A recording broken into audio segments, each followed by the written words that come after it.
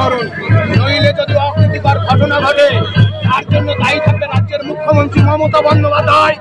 আমরা থাকি আর না থাকি, বাংলার মায়েরা, ছাত্র যৌবন, এই যে স্বৈরাচারী চোর মুখ্যমন্ত্রীকে আপনারা নিশ্চয়ই কোনোদিন ক্ষমা করবেন না।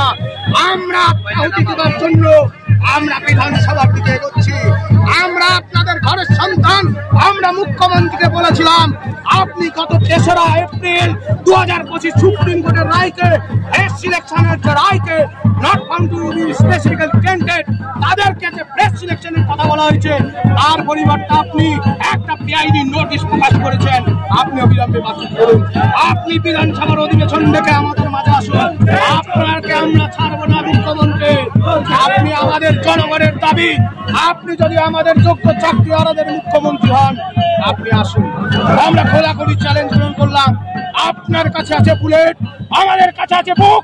আজকে পেতে দেবো বাংলার মানুষ। আমরা কিছুক্ষণ পর বেঁচে থাকি আর না থাকে, কোনদিন মুখ্যমন্ত্রীকে আপনারা ক্ষমা করবেন না। এই যোগ্য চাকরিহারাদের চাকরি নেই। মুখ্যমন্ত্রী মমতা বন্দ্যোপাধ্যায়কে আপনারা তৎক্ষণাৎ ছুঁড়ে ফেলবেন। আমরা আত্মহত্যার জন্য এগিয়ে এগোচ্ছি। পুলিশ প্রশাসনকে আমরা জানিয়েছি, মুখ্যমন্ত্রী ভালো যদি চান, যদি চোর না হন, মুখ্যমন্ত্রী যেন দেখা করেন। আমরা এই খোলাখুলি চ্যালেঞ্জ গ্রহণ করার জন্য এগোচ্ছি। সবটাই নির্ভর করবে মমতা বন্দ্যোপাধ্যায়ের উপর। চলুন।